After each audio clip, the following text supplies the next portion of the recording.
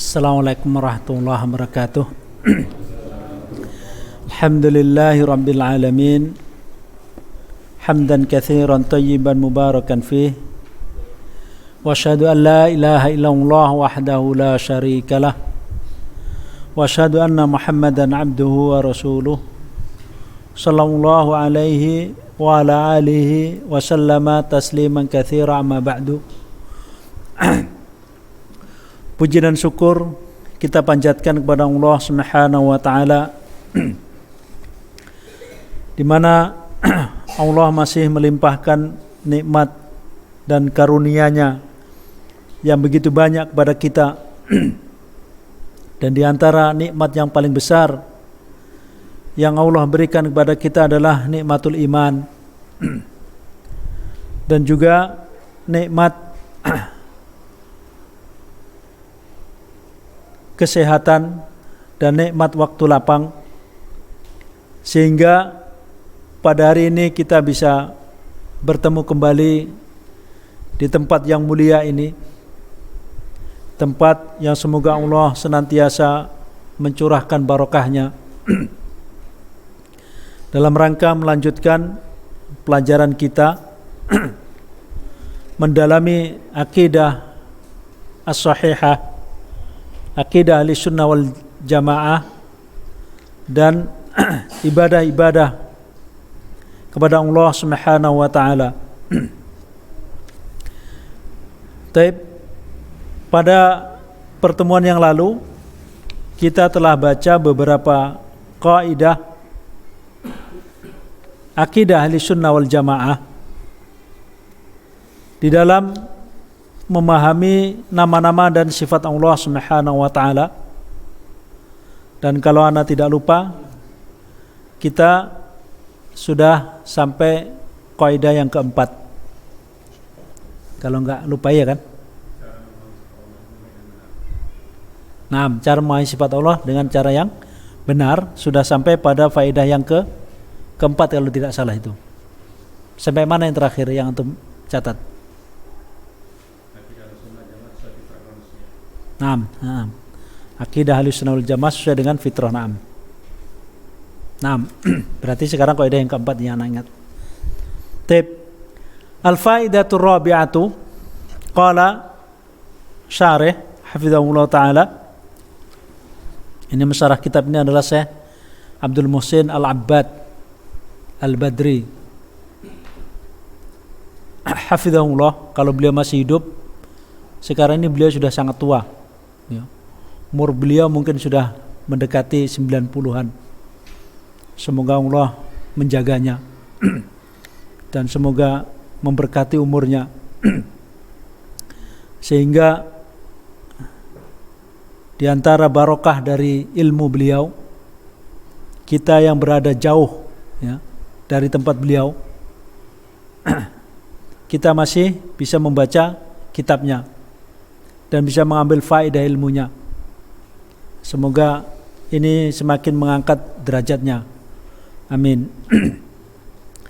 Al-faidatur rabi'atu, faedah yang keempat, al-kalamu fi sifat far'un anil kalami fi dzati wal qawlu fi ba'di sifat kal qawli fi ba'dil akhar. Ini kaidah yang sangat penting nih ya ikhwah ya. Karena di antara sebab seseorang itu tidak benar di dalam memahami nama-nama dan sifat Allah itu karena kaidahnya di dalam memahami nama dan sifat Allah itu salah, sehingga mereka akan terbentur dengan kebingungan dan berbenturan dengan tanakut yang saling bertentangan dan mengharuskan mentakwil sifat-sifat Allah dengan makna-makna yang tidak ditunjukkan oleh lafaz, atau bahkan ya memahami dengan makna yang salah, yang batil. Maka ulama kita telah memudahkan kepada kita dan membantu kita dengan menyusun kaidah-kaidah di dalam memahami nama-nama dan sifat Allah Subhanahu wa taala agar kita mudah di dalam memahaminya dan tidak terjerumus ke dalam kebingungan yang berujung kepada kesesatan. Jadi faedah yang keempat ini berbicara tentang sifat Allah. Kalau kita berbicara tentang sifat Allah, ya, dan nama Allah Subhanahu wa ta'ala itu semua mengandung sifat. Maka kalau kita berbicara tentang nama dan sifat Allah, sebenarnya yang kita bicarakan adalah tentang sifat Allah. Nama Allah itu pasti mengandung sifatnya, karena Allah itu dinamai dengan nama itu sesuai dengan sifat yang Allah menamai dengan nama itu. Bahkan satu nama itu mengandung beberapa sifat, seperti sifat Allah Al-Khaliq, Maha Pencipta. Sifat yang dikandung ini sangat banyak. Kalau namanya Al-Khaliq, Pencipta, tentu dia memiliki ilmu, tentu dia memiliki kehendak, tentu dia memiliki sifat-sifat sempurna yang lainnya. Jadi semua nama Allah itu pasti mengandung sifat Allah Subhanahu wa ta'ala. Bukan hanya satu nama yang dikandung oleh, bukan hanya satu sifat yang dikandung oleh nama tersebut. Maka dari sini kita juga mengetahui kebatilan orang yang membatasi sifat Allah itu hanya 20. Sementara setiap nama dari nama Allah pasti mengandung sifatnya. Nama Allah yang dikabarkan kepada kita itu ada 99. Dan masih ada di sana yang disimpan dalam ilmu ghaibnya Allah, nama Allah yang tidak dikabarkan kepada makhluk. Maka tidak terbatas sifat Allah Subhanahu wa ta'ala. Hanya Allah yang mengetahuinya. Oleh sebab itu kita tidak boleh mensifati Allah, juga tidak boleh menamai Allah. Kenapa? Karena yang mengetahui tentang sifat Allah itu hanyalah Allah Subhanahu wa ta'ala. Jadi kita ini hanya mengimani tentang sifat Allah Subhanahu wa ta'ala yang telah Allah kabarkan melalui kitabullah dan juga melalui lisan Rasulullah sallallahu alaihi wasallam. Jadi berbicara tentang sifat itu adalah cabang dari berbicara tentang zat Allah Subhanahu wa ta'ala. Dan pendapat tentang sebagian sifat itu juga seperti berbicara tentang sebagian sifat-sifat yang lainnya. Yani berbicara sebagian sifat Allah itu kaidahnya sama dengan membicarakan sifat-sifat Allah yang lainnya. Ahlu sunnah wal jamaah yuthbituna kullama athbatahu Allah li nafsihi. Ahli sunnah wal jamaah mereka itu menetapkan semua sifat yang Allah telah menetapkan sifat tersebut pada dirinya. Ini kita tetapkan semua sifat yang telah Allah tetapkan sifat tersebut pada dirinya. Allah menetapkan sifat di atas arsy misalnya kan, kita tetapkan. Allah menetapkan sifat dzatiyah, sifat Allah punya wajah misalnya, kita tetapkan. Ya. Tidak boleh kita maknakan kepada makna yang lain. Tentunya ketika kita menetapkan sifat Allah tersebut harus menetapkan sesuai dengan kemuliaan dan kebesaran Allah yang tidak serupa dengan sifatnya makhluk. Wa athbatahu lahu rasuluhu minal asma'i was sifati ala wajhin yaliku bikamalihi wa jalalihi.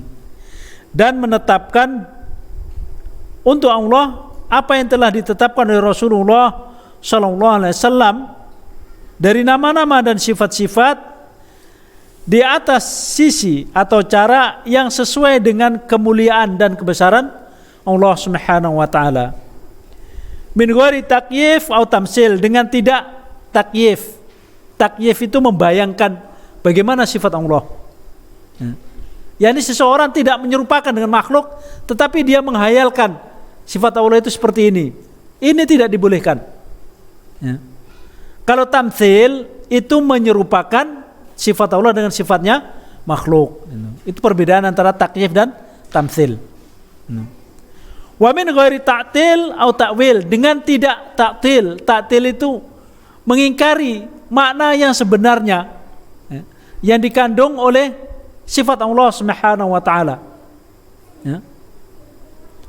Atau takwil, takwil itu memaknakan kepada makna yang lain yang tidak ditunjukkan oleh lafadznya.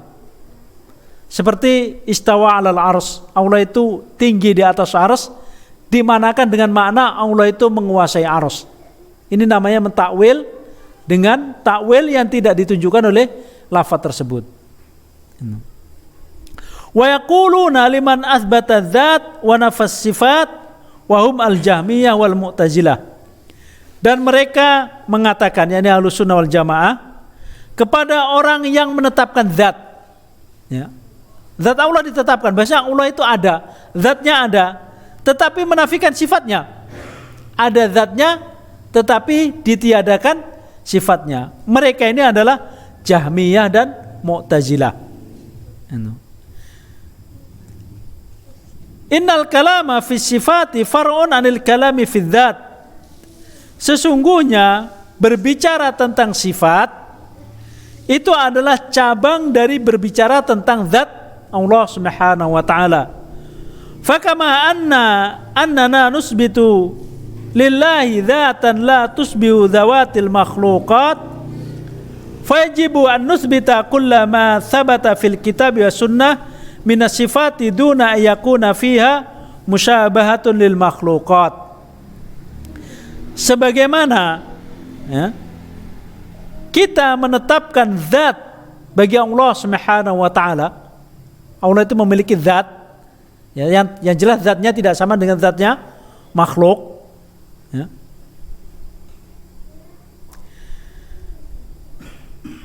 Begitu juga wajib bagi kita untuk menetapkan semua yang telah Allah tetapkan di dalam kitab dan sunnah dari sifat-sifat tanpa ada penyerupaan dengan makhluk. Sebenarnya zatnya Allah itu tidak sama dengan zatnya makhluk, sifatnya juga tidak sama dengan sifatnya makhluk gitu.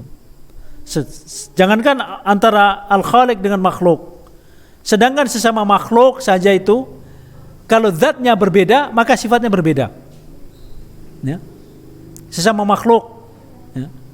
Banyak makhluk Allah Subhanahu wa taala yang hidup atau yang mati, yang bergerak atau yang tidak bergerak. Zatnya berbeda-beda, sifatnya juga berbeda-beda. Bahkan yang zatnya sama, kadang sifatnya berbeda. Makanya tidak ada satu orang pun yang memiliki kesamaan semuanya, baik itu sifat dzatiyah atau sifat fi'liyahnya. Ya. Mungkin ada kemiripan, tapi tidak mungkin sama seluruhnya. Ini antara makhluk dengan makhluk. Antara orang satu dengan satu orang itu tidak sama sifatnya, pasti tidaklah sama. Begitu juga bentuk fisiknya tidak akan sama persis. Wa yaquluna liman athbata ba'da sifat wa awwala ba'daha wa hum al-asy'ariyah. Dan mereka mengatakan bagi orang yang menetapkan sebagian sifat, ya, sifat 20 misalnya hanya ditetapkan, dan mentakwil sifat-sifat yang lainnya, ya, sifat-sifat yang lain ditakwil, yang sebagian ditetapkan. Mereka itu adalah al-asy'ariyah, ya, sebagaimana kebanyakan kaum muslimin di negeri kita pada hari ini seperti ini akidahnya. Mereka menetapkan sifat, sebagian sifat, dan mentakwil sifat-sifat yang lainnya. Ahli sunnah tidak demikian. Menetapkan semua sifat Allah Subhanahu wa taala, tidak mentakwilnya.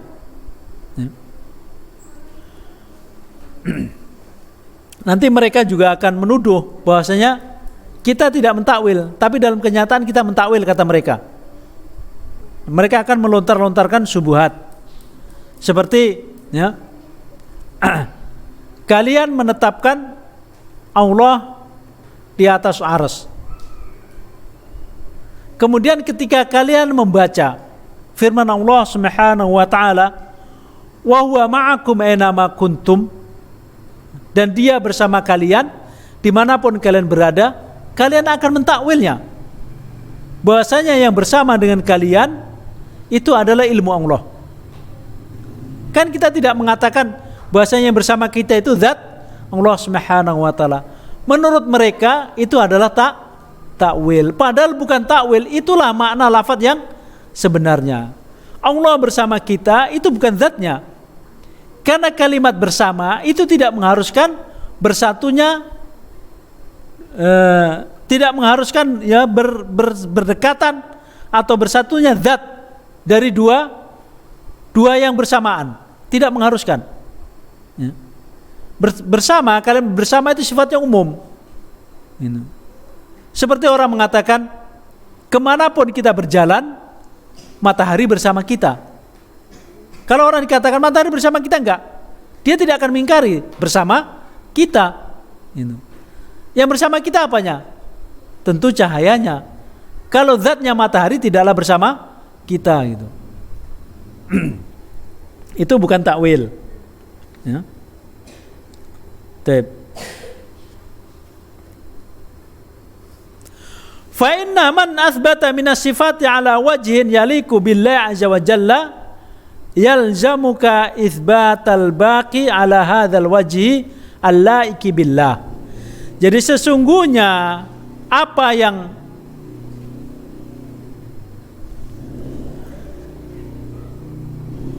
menetapkan dari sifat-sifat Allah azza wa jalla di atas cara yang sesuai bagi Allah Subhanahu wa taala, yang pantas bagi Allah Subhanahu wa taala, mengharuskan engkau menetapkan semua sifat Allah di atas cara yang sesuai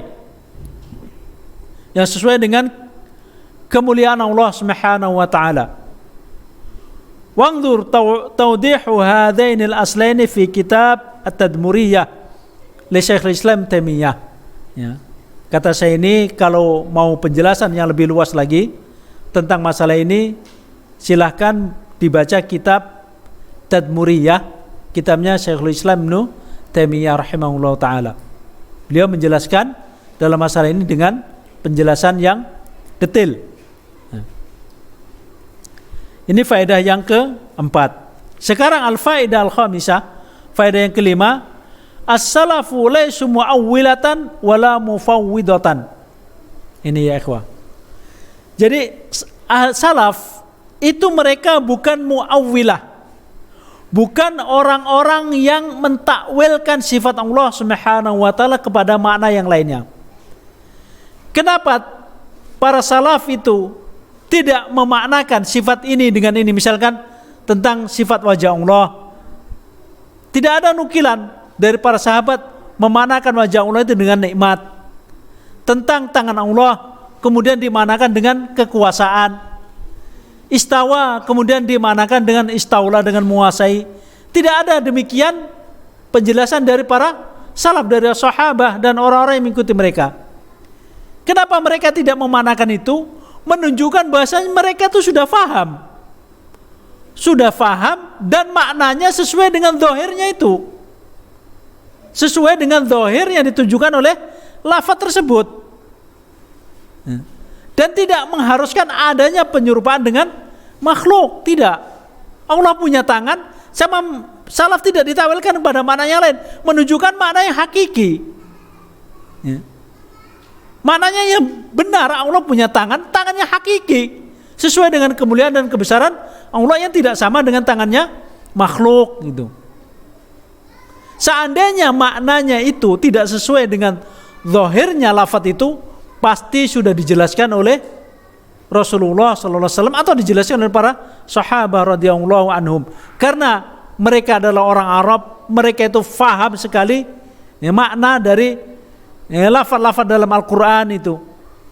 Mereka sangat faham, mereka mengetahuinya, mereka mengetahui makna yang sebenarnya apa. Kalau mereka tidak memaknakan kepada makna yang lain, menunjukkan bahasanya maknanya sesuai dengan zahirnya lafaz tersebut.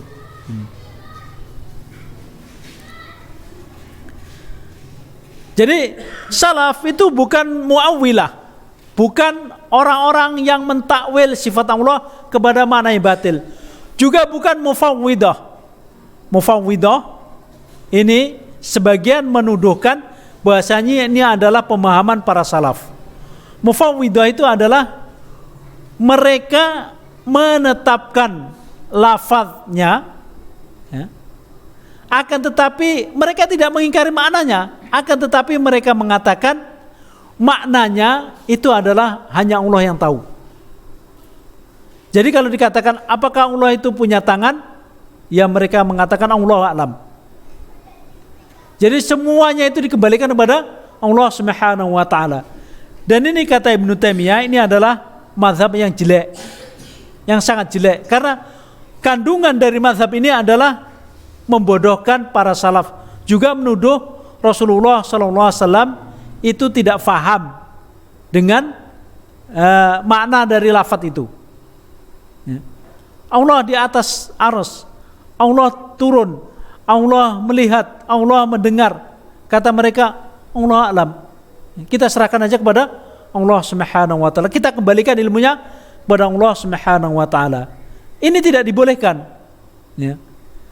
Jadi yang kita tafwid, yang kita serahkan atau kita kembalikan kepada ilmu Allah Subhanahu wa taala itu adalah kaifiat sifat. Ya. Adapun makna dari sifat itu kita faham, kita memahaminya. Ya. Yang kita tidak mengetahui itu adalah kaifiatus sifat atau kunhu sifat. Ya. Misalnya untuk sifat makhluk ini, untuk mendekatkan pemahaman. Makhluk itu memiliki tangan misalnya kan. Ya. Kita faham makna tangan, faham kan? Maknanya, fungsinya gitu kan. Kemudian kunhu sifat atau kaifiat dari sifat tangan makhluk itu seperti ini. Ada lengannya, ada jarinya, ada uratnya, itu ada dagingnya. Itu namanya kunhu sifat atau kaifiatus sifat. Itu. Yang kunhu sifat atau kaifiatus sifat ini yang kita tidak mungkin mengetahuinya, karena itu adalah perkara yang ghaib. Dan Allah Subhanahu wa taala itu juga tidak mengabarkan tentang kaifiatus sifat, tidak mengabarkan tentang kunhu sifat Allah Subhanahu wa taala. Allah hanya mengabarkan sifatnya, maka kita tetapkan sifat Allah Subhanahu wa taala. Seperti contoh, Allah Subhanahu wa taala istawa 'alal arsy, berada di atas arsy. Kita tetapkan sesuai dengan kemuliaan dan kebesaran Allah di atas arsy. Sudah. Bagaimana Allah di atas arsy, bagaimananya itu tidak boleh dibahas. Itulah namanya kaifiatu sifatnya, itulah kunhu sifatnya. Yang demikian inilah kita tafwid, kita kembalikan kepada Allah Subhanahu wa taala. Allahu a'lam. Hanya Allah yang mengetahui tentang kaifiatus sifat atau kunhu sifat Allah Subhanahu wa taala. Ya. Allah melihat misalnya, kita faham makna melihat itu, kita faham kan? Makna melihat kita faham kan? Tetapi bagaimana Allah melihatnya, itu Allah tidak mengabarkan kepada kita. Itu kita kembalikan kepada Allah Subhanahu wa taala. Kita hanya menetapkan sifat bagi Allah Subhanahu wa taala. Tetapi kalau makhluk, faham kita, manusia melihat, kita faham maknanya. Bagaimana kaifiatnya? Bagaimana caranya manusia melihat? Kita mengetahuinya. Adapun Allah Subhanahu wa taala itu kita tidak mengetahuinya. Itu namanya kunhu sifat atau kaifiatus sifatnya. Allah turun. Mana turun kita faham enggak? Faham kita mana turun itu kan? Tapi bagaimana turunnya, itulah kita yang tidak mengetahuinya. Seperti Allah menciptakan makhluk, kita faham makna menciptakan, dan kita melihat wujud dari ciptaan Allah berupa makhluk. Terus bagaimana Allah menciptakannya, itu kita yang tidak mengetahuinya, karena Allah tidak mengabarkan bagaimana Allah menciptakan makhluk, kecuali Allah menjelaskan kadang-kadang proses penciptaan manusia secara global, dari air kemudian menjadi segumpal darah, menjadi segumpal daging, menjadi tulang belulang dan yang lainnya. Adapun secara rinci sampai sebagaimana yang ketahui oleh Allah tidak akan mungkin. Hanya Allah yang mengetahui proses penciptaan secara rinci. Makanya semua makhluk itu penuh dengan misteri, ya. Karena di sana ada ilmu yang tidak mungkin bisa menjangkau, yang tidak mungkin bisa dijangkau oleh manusia. Jadi minal ma'lum anna salaf hadhil ummah minas sahabati wa tabi'ihim bi ihsan yuthbituna lillahi ma asbatahu li nafsihi.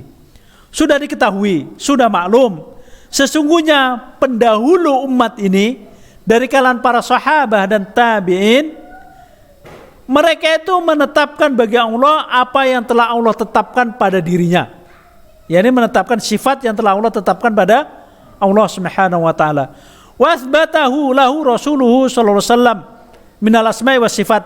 Dan Rasulullah sallallahu alaihi wasallam telah menetapkan bagi Allah nama-nama dan sifat-sifat Allah. Ala wajhin yaliku bi kamalihi wa jalalihi. Di atas sisi atau cara yang sesuai dengan kemuliaan dan keagungan Allah Subhanahu wa taala. Fala yusabbihuna wala yu'attiluna wala yukayyifuna. Mereka tidak menyerupakan Allah dengan makhluk. Mereka tidak mengingkari maknanya, tidak menyelewengkan maknanya kepada makna yang tidak diinginkan oleh Allah dan Rasulnya. Mereka juga tidak yukayyif, tidak membagaimanakan sifat Allah, ya. Tidak menyerupakan sifat Allah Subhanahu wa taala dengan sifat makhluk. Bikhilafi tariqil khalaf, berbeda dengan jalannya para umat belakangan ini, ya. Allati hiya ta'wil li sifatillah azza wa jalla, yang mereka itu mentakwil sifat Allah azza wa jalla, wa sarafaha ila ma'anin batilatin, dan mereka menyelewengkan kepada makna-makna yang batil, ya, kepada makna-makna yang batil. Turun nanti diingkari sifat turunnya, yang turun itu adalah hanya rahmat Allah atau ampunan Allah misalnya, atau mana-mana yang batil yang lainnya. Walati yaquluna fiha an sifatillah azza wa jalla Allahu a'lam. Taib la. Wa bi khilafi tariqil mufawwidah, dan juga berbeda dengan jalannya al-mufawwidah. Ini jarang dikenal oleh masyarakat, ya, mazhab mufawwidah ini, karena dia itu samar, ya. Kebatilan itu samar, tetapi sebenarnya fatal, dan jarang orang yang menjelaskan tentang ini, ya. Mufawwidah. Dan banyak orang menyangka bahwasanya ini mazhabnya para salaf, padahal bukan, ya. Allati za'ama al-mu'awwilata anna tariqatus salaf, yang disangka oleh para mu'attilah, oleh para orang-orang yang mengingkari sifat Allah, bahwasanya mazhab mufawwidah itu adalah mazhabnya para salaf. Walati yaquluna fiha an sifatillah azza wa jalla, dan mereka itu adalah orang-orang yang mengatakan tentang sifat Allah azza wa jalla Allahu a'lam bimuradihi biha. Mereka mengatakan Allahu a'lam, yang mengetahui maksud dari sifat tersebut. Mereka mengatakan Allahu a'lam. Kalau ditanya tentang sifat Allah, mereka mengatakan Allahu a'lam, ya. Mereka tidak mentakwil kepada makna yang lain, tidak mengingkarinya, tapi mereka mengatakan Allahu a'lam. Maknanya mereka tidak memahami zahir dari lafaz tentang sifat atau nama Allah Subhanahu wa taala. Dan mereka disebutkan kepada salaf ini adalah batil, ya. Waqad awdaha aqidat salaf fi sifati al-Imam Malik, dan telah menjelaskan tentang akidah salaf ini tentang sifat Allah Subhanahu wa taala, yakni telah menjelaskan akidahnya salaf di dalam mengimani sifat Allah Subhanahu wa taala al-Imam Malik, Imam Darul Hijrah, fi kalami al-masyhur, di dalam perkataan beliau yang masyhur, lamma su'ila an kaifiyatil istiwa, tatkala beliau ditanya tentang kaifiyat istiwa, bukan yang ditanya itu bukan makna istiwa, tetapi yang ditanya itu tentang kaifiyatnya. Dan soal ini adalah soal batil, Maka Imam Malik mengatakan ini adalah pertanyaan yang bid'ah. Kenapa? Karena yang ditanyakan itu adalah tentang kefiatnya. Dan Allah tidak mengabarkan kefiat. Kalau dia bertanya tentang maknanya, maka akan dijelaskan. Karena Allah mengabarkan sifat dan mengabarkan makna yang dikandung oleh sifat tersebut. Ini tentang kefiat. Faham kan kefiat? Kefiat tentang hakikat suatu sifat tersebut, tentang penuh sifat. Ya. Yang dimaksud kefiat misalnya Allah itu di atas arsy. Bagaimana Allah di atas arsy? Bagaimananya itu ditanyakan. Ini tidak boleh gitu. Atau Allah itu punya zat, bagaimana bentuk zatnya Allah? Ini kan tidak boleh ditanyakan. Karena ini adalah perkara gaib dan Allah juga tidak menjelaskan, tidak mengabarkan juga kefiat sifat Allah Subhanahu wa taala. Imam Malik ketika ditanya tentang kefiatus sifat, ya, apa yang dikatakan oleh Imam Malik? Al-istiwa'u ma'lum, yakni istiwa Allah di atas arsy itu maklum. Maklum mana apa? Difahami. Akal itu bisa faham. Allah di atas arsy, kita akan faham. Ya Allah di atas arsy, sudah. Kefiatnya gimana? Kefiatnya ini nggak boleh ditanya. Tidak boleh juga kita menentukan Allah duduk di atas arsy, juga nggak boleh. Kita katakan ya Allah di atas arsy, sudah. Kefiatnya ini yang nggak boleh ditanya. Maka Imam Malik mengatakan al-istiwa'u ma'lum. Allah di atas arsy itu adalah maklum. Atau misal sifat yang lainnya. Ini untuk seluruh sifat, bukan hanya untuk istiwa aja. Allah itu basyir, Allah maha melihat. Maka Allah melihat itu adalah maklum. Terus bagaimana kefiat melihat Allah? Ini yang nggak boleh ditanyakan. Wal kaifu majhul, dan kefiatnya itu majhul, tidak diketahui. Kenapa? Karena tidak ada khabar dari Allah Subhanahu wa taala. Tidak ada, Allah tidak mengabarkan kefiatnya.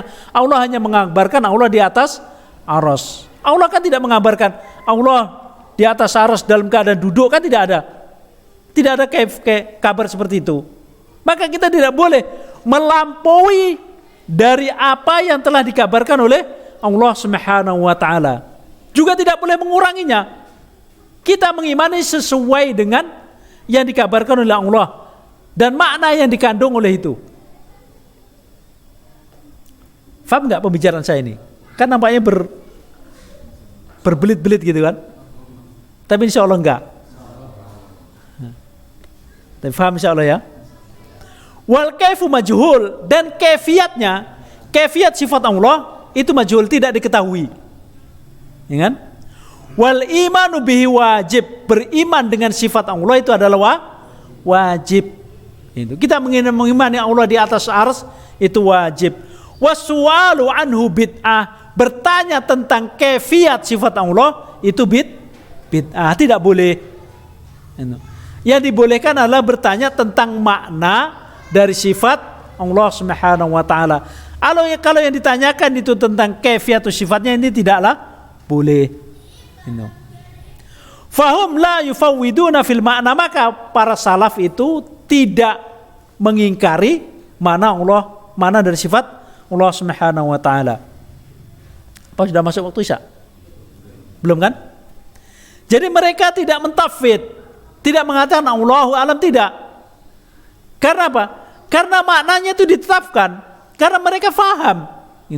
Yang ditafwid itu adalah kefiatus sifat atau kunhu sifat. Ya.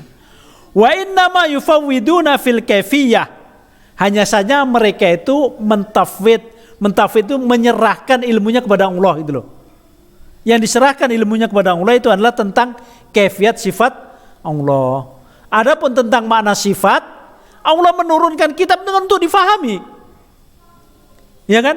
Allah menurunkan kitab menerangkan tentang sifat Allah itu untuk difahami dan untuk diamalkan. Bagaimana jika orang itu tidak faham dengan sifat Allah dan tidak mengamalkan sifat Allah? Pada hakikatnya kehidupan kita ini adalah untuk mengamalkan sifat Allah Subhanahu wa taala. Misal, salah satu sifat dari Allah itu adalah khabirun, maha mengetahui sampai perkara yang detail. Kalau kita memahami makna ini, maka kita merasa senantiasa diawasi oleh Allah Subhanahu wa taala.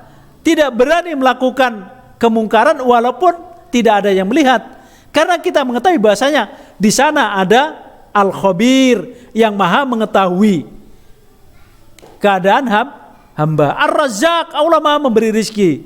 Kita mengamalkannya, maka kita tidak akan berdoa dan meminta rizki kecuali kepada Ar-Razzaq. Tidak mendatangi kuburan, tidak mendatangi tempat-tempat keramat, ya, orang-orang gila yang dianggap orang-orang tua atau dianggap orang-orang pintar, ya.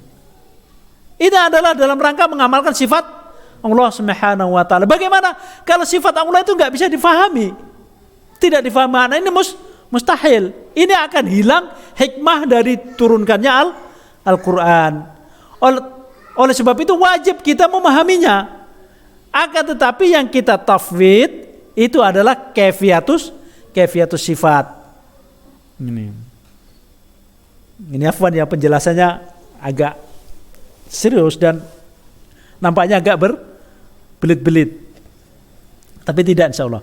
Wa man za'ama anna tariqata salaf minas sahaba wa man tabi'ahum tafwid fi ma'ani sifat faqad waqa'a fi mahadhiri thalathatin hiya.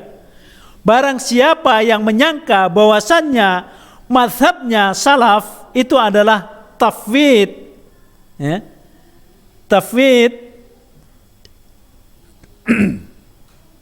di dalam makna-makna sifat, sungguh telah terjatuh ke dalam 3 perkara yang berbahaya, ya. Kalau yang mengatakan bahasanya mazhabnya atau akidahnya salaf di dalam sifat Allah itu adalah tafwid, maka terjatuh ke dalam 3 perkara yang berbahaya. Dan ini yang Allah mensucikan Rasulullah dari sifat ini. Yang pertama, jahluhu bimadhabis salaf. Yang pertama adalah bodohnya dia dengan madhab salaf. Berarti dia orang yang mengatakan ini berarti dia tidak faham madhabnya salaf. Wa tajhilihi lahum, dan membodohkan mereka. Menganggap mereka itu adalah orang-orang yang bodoh. Menganggap Rasulullah itu adalah orang yang bodoh yang tidak faham dengan makna.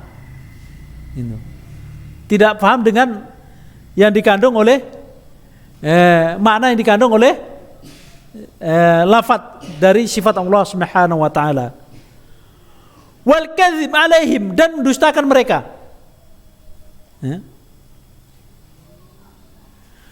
Amma jahlu bimadhhabi salaf faliqaini la ya'lamu ma hum alaihi.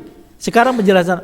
Adapun yang pertama tadi, yakni bodohnya dia dengan mazhab salaf, maka karena dia itu tidak mengetahui apa yang ada pada salaf, apa yang diyakini oleh para salaf.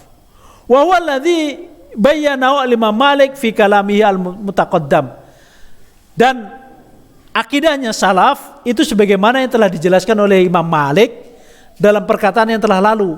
Yakni ditanya tentang istiwa, beliau mengatakan al-istiwa'u maklum.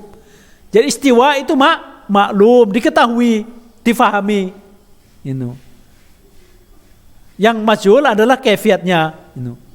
Wa ma tajhiluhu lahum, adapun bentuk pembodohan mereka kepada mazhab salaf, fadzalika yantasibuhum ilal jahli. Yang demikian itu sama dengan menuduh bahwasanya para salaf itu adalah tidak mengetahui. Kalau mazhab salaf itu akidahnya adalah akidah tafwid. Wa annahum la yafhamuna ma'ani ma hutibu bihi. Dan mereka tidak memahami makna-makna yang mereka itu dibicarai dengannya. Tidak mungkin. Tariqatuhum ala za'mihi fi sifati annahum yaquluna Allahu alam bimuradihi biha. Karena apa? Karena jalan mereka menurut orang yang mengatakan bahwasanya mazhabnya salaf adalah tafwid, mereka itu mengatakan bahwasanya para salaf mengatakan Allahu alam dengan apa yang dimaksud tentang sifat-sifat Allah. Dan yang ketiga amal kadzib alaihim, adapun ya, dusta ke atas mereka, yakni orang yang mengatakan bahasanya salaf itu akhirnya tafwid adalah dusta kepada mereka. Dari sisi mana? Dari sisi fa inna ma huwa binisbati hadzal mazhab al-batil ilaihim wa hum bara'um minhu. Yani menisbahkan mereka atau menggolongkan mereka bahasanya ini mazhab tafwid itu adalah mazhabnya salaf, sementara itu adalah mazhab yang batil. Sementara para salaf itu berlepas diri dari mazhab ini. Ya. Paham di sini? Ya. Sudah hampir habis waktunya ya. Mungkin kita cuma bisa baca 2 faedah ini karena faedah yang ke-6 ini panjang dan penjelasan juga panjang. Ini sampai ke faedahnya sampai ke 9, 10.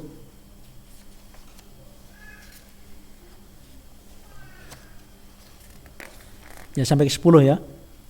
Insyaallah memerlukan beberapa kali pertemuan. Ya. Baik. Kita cukupkan sampai sini ya.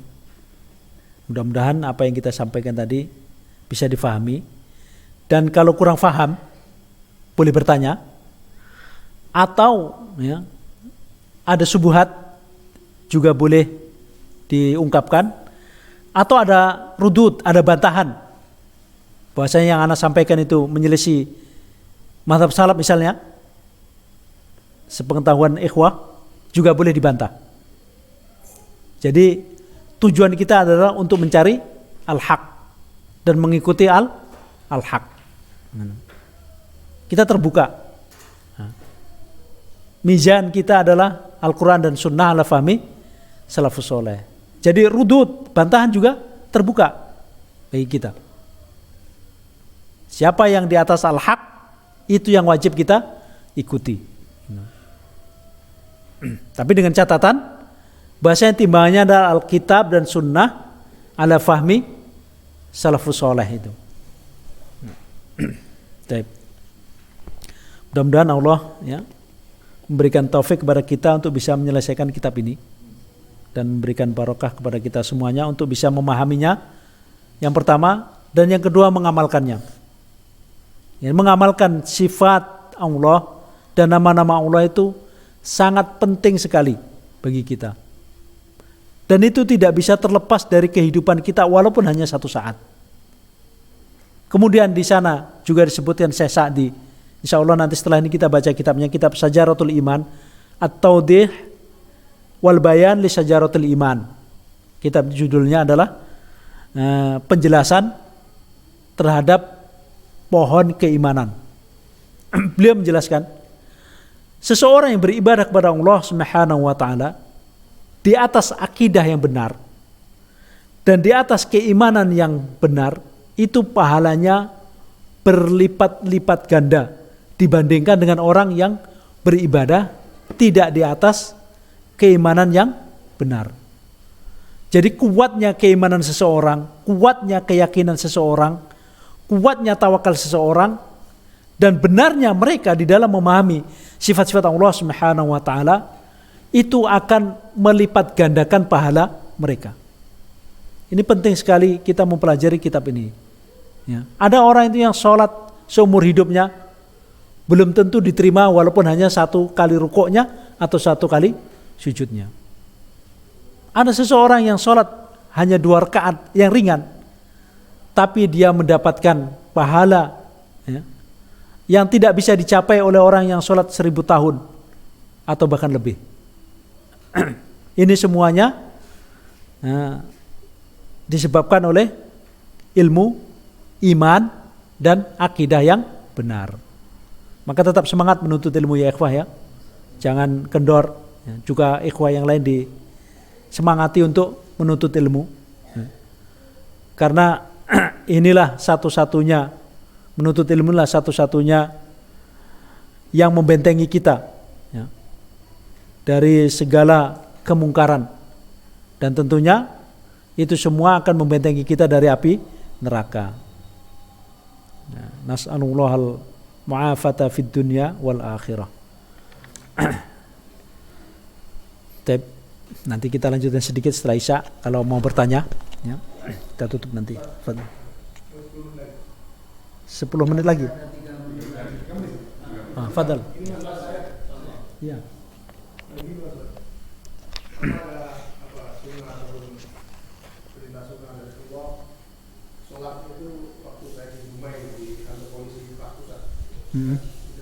Iya. Jadi subuh itu 1 rakaat, sholat panjang kan, begitu putus langsung sujud, ya. Sujud, berdiri lagi. Setelah itu bernormal, itu sunnah apa? Melanjutkan bacaan. Iya langsung. Itu namanya sujud tilawah, Pak. Sujud tilawah ketika kita membaca ayat-ayat yang di dalamnya itu perintah untuk sujud. Ini. Sunnah itu hukumnya sunnah, akan tetapi dalam sholat ini ulama berselisih. Apakah dalam sholat kita sujud tilawah? Yang sahih Allah alam tidak ternukilkan Rasulullah SAW itu sujud tilawah di Jumat, di sholat Jumat pagi ketika membaca surah Alif Lam Mim As-Sajdah. Tidak ada nukilan Rasulullah SAW sujud. Tetapi seandainya ada orang sujud itu tidak salah. Tidak salah. Ya. Sholatnya sah.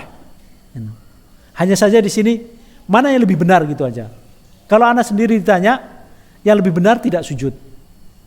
Tapi kalau ada orang sujud, kalau imam sujud wajib kita untuk ikuti sujud. Dalam sujud tilawah. Jadi ketika ada perintah-perintah untuk sujud, kita sujud. Yang sunnah itu ketika kita membaca di luar sholat.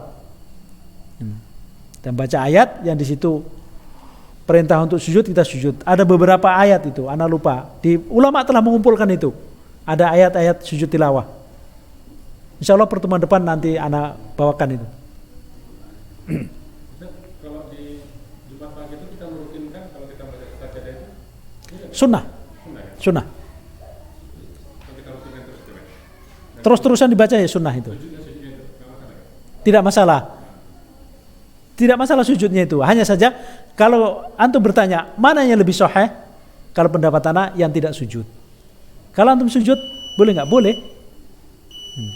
Kita belajar dulu itu disunahkan memang harus sujud. Pada hukum asalnya disunahkan untuk sujud itu di luar sholat. Sekarang kan Rasulullah juga sholat dengan membaca surat ini. Dan tidak ternukilkan Rasulullah sujud tilawah. Seandainya Rasulullah itu pernah sujud tilawah satu kali saja, pasti akan ternukilkan. Iya, dalilnya dalil umum. Allah alam. Naam. Fadal.